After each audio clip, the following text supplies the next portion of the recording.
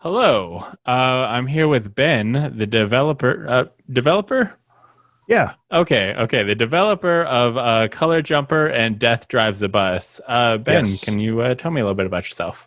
Yeah. My name is Ben Burns. I go online by Ben_Burns pretty much everywhere.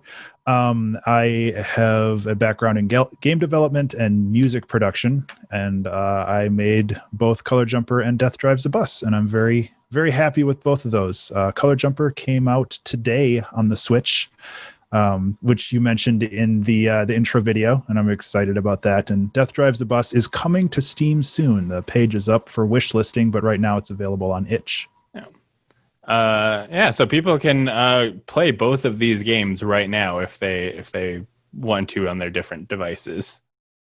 Yeah, yeah. It's my first Switch release, and it's been a day. It's at the end of a very long day for me, mostly marketing and just trying to not have an anxiety attack. But it's been good. I'm so happy that I finally have something out on a Nintendo platform. It's been like a lifelong dream of mine. Oh So. yeah, for sure.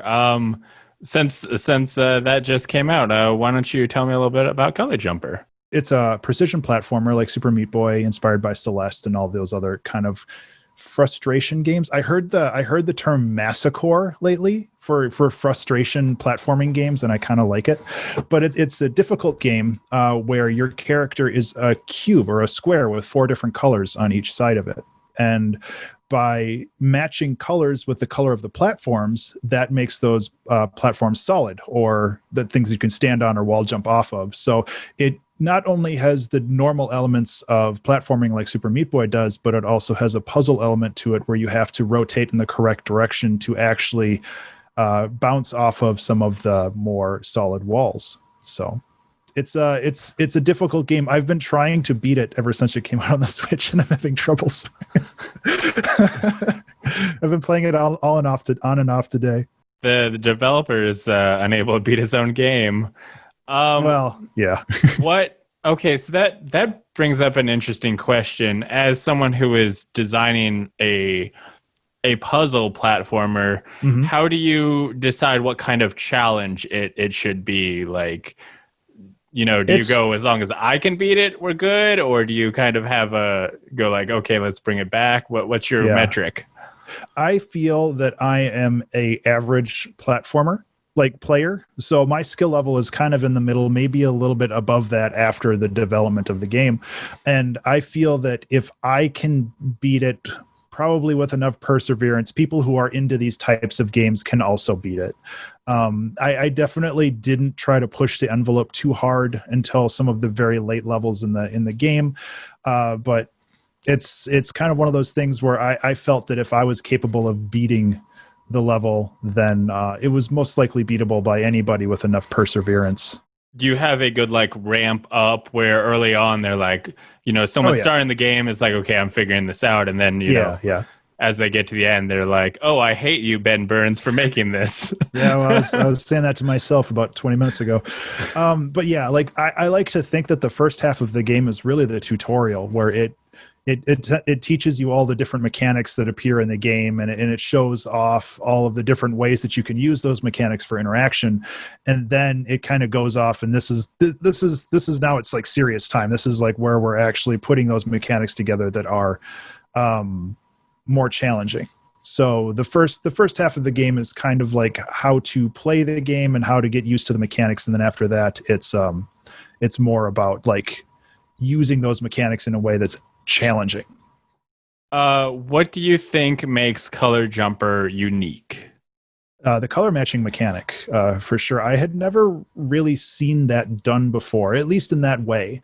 I really like the idea of not only having to worry about where you are spatially, but the way that your character is like oriented and rotated. That adds like a layer of cognitive like thought that people aren't used to. So it makes even some of the simpler platforming levels very difficult, simply because it's a different way of like approaching and executing on what would otherwise be a fairly simple platforming game, or a level anyway. And I think that having that extra layer really makes the game interesting. Uh, I've asked pretty much everyone this, so you probably see it coming. What made you want to make this game? I don't know.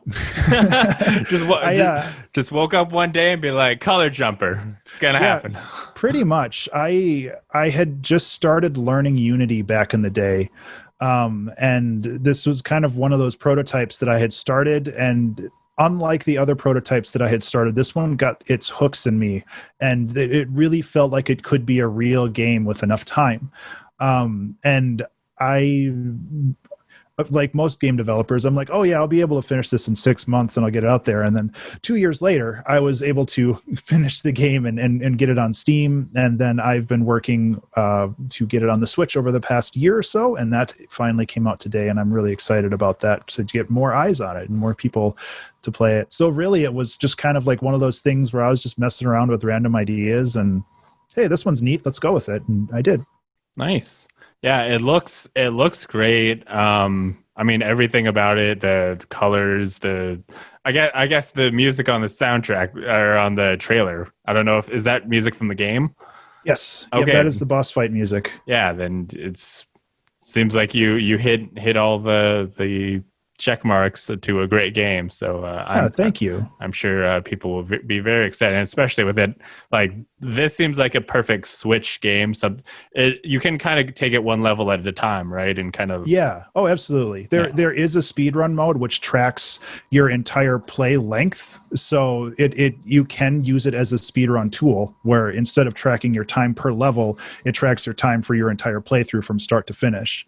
I have a lot of I'm very interested in the idea of speedrunning. I'm not a terribly good speedrunner, but I had a lot of friends who do speedruns run through the game and gave me a lot of feedback on how I could present the game toward people who do speedruns. And I'm really interested in trying to get that out there more, because I think that it's a really unique game to speedrun, because once you get the flow of the levels, it's very like parkour like. You're kind of just bouncing off the walls, and like most platformers like Celeste and Super Meat Boy, it has that kind of feel to it where you get in that flow state. I'm really proud of it. Like I said, it's my first game that I really released, and I'm really happy with it. And we're gonna talk about the second game I've released in probably 1 second or so. Yep. But yeah, go check it out. I'm really pleased with it, and I think it'll be available to try out at 2DCon, or at least to check out more of at 2DCon over the weekend. So. But you can just play it right now on the Switch or you could play it right now if you don't want to wait till tomorrow. Is there anything else you would like us to know? If you want more information about either of these games, I am available on Twitter at Ben_Burns. That's BURNES. I also stream on Twitch pretty regularly. I do music production on Wednesdays and random game development thing on Saturdays. And that's just twitch.tv/Ben_Burns. Again, BURNES.